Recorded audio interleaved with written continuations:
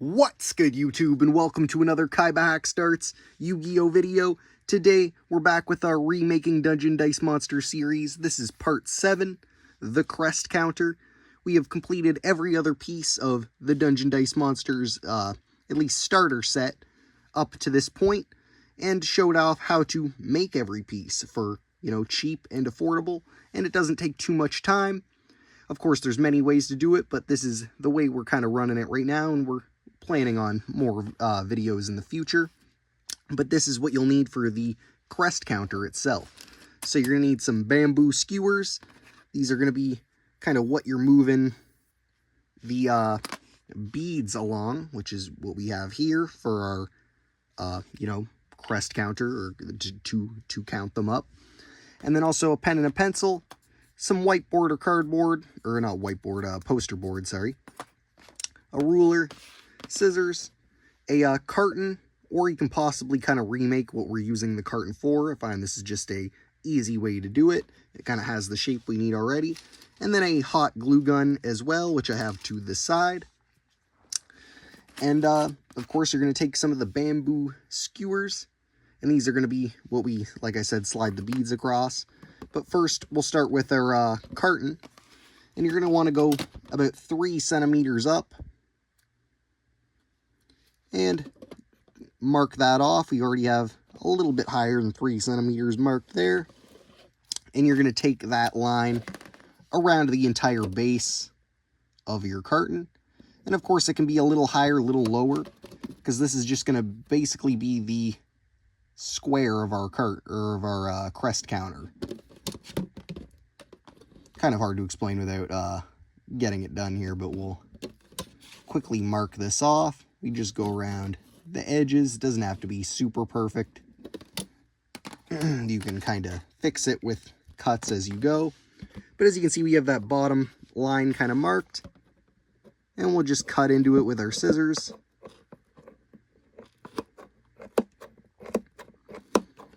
And of course, you want to have this cleaned and dried out. You don't want it to be smelling of milk or have, like dried milk in there.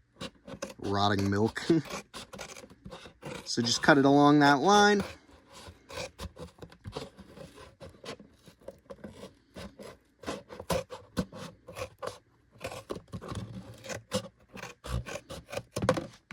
And we're left with the base that we're going to use. Now, essentially, this is where our crest counter will go. We're going to take skewers, and I have an approximate length that I've used here. We'll say about maybe 4.5 inches, or 11-ish centimeters. And you're going to take this and mark 5 kind of dots on the side, like we've done with this one, and poke those through. Obviously, kind of keep them in the middle of height, and then equally space them. And then using a skewer, you can push through the one hole you've made. I just kind of mark them, use a pen or a pencil to make the little beginning hole, then push the pointed end of a skewer. You can use one of the cutoffs. Basically push through the hole on one side you've made, and you can use this to slowly line up the other holes on the other side, just by kind of pushing it into that side. It'll leave a little bit of an indentation, so you can line it up straight, and then you can poke through the other side, and you're going to do that 5 times, so you got those 5 holes on each side.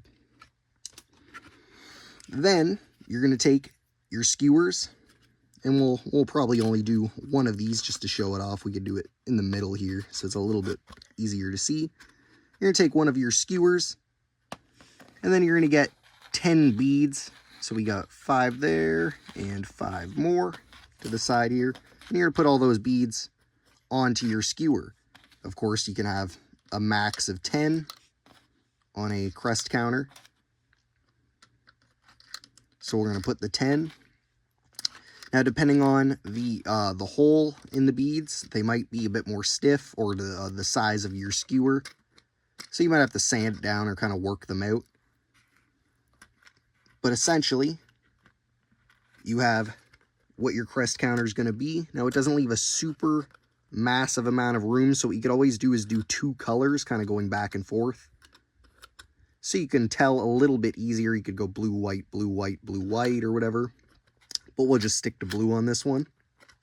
And then you're going to want to leave a little bit of a nub sticking out, not too much on one side. And that's when you're going to take your hot glue gun, and you're just going to go around that nub. Of course, try not to fill in any of the other holes. You're just basically going to want to surround the skewer that you got there. So let that kind of sit. Make sure you don't move it around. And of course, it doesn't have to be super perfect. The line going through, you can have them be off a bit, but as long as you have enough clearance for each one to move, and along with the edges too, if you get too close to the top or bottom, you might not have that clearance for the beads to move. But you have a little bit of excess here on the one side, and that's where, once you're done all 5, you can hot glue this on and draw on your crest symbols. So we'll kind of wipe this off to make sure it doesn't drip down. Set that to the side. Basically, what you're going to end up with is something like this.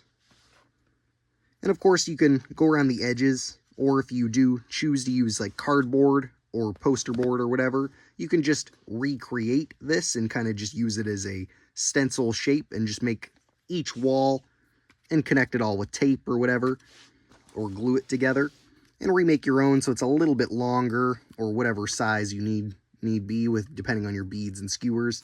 For this one, I had just matchsticks, long barbecue kind of matches. So they're a little bit thicker, and the beads can get a little bit stuck sometimes. So it depends on what you want. If you do want them to kind of be a little bit more stiff, then you can have maybe matchsticks or whatever. So that way they're not as loose. As you can see, those bottom ones are. The top ones require a little bit of movement, not much. But maybe that's how you want it, so it's less hard to lose track of what you have. But of course, there's lots of ways to count your crests. You could just have a card with the symbol and dice on top of it, as long as you don't go over 10. But I find this way is a nice simple way to do it. And of course, this is just kind of the prototype-y version. You could color it, like I said, make it out of cardboard or poster board, at least the box, and color it whatever colors you want, black, you know, whatever. But it does work. As you can see, we got the 10, and we have enough space to move the crest counters and count like we need to. So it's pretty efficient. You know, it's small, doesn't require a lot of space, and it's not too hard to build. As you see, I put together, you know, 1/5 of it here in a very small amount of time. And of course, when you're attaching this piece, all I did is, when I had all 5 through, was put a bunch of glue connecting it on the back and just kind of on the seams here like I did on this side.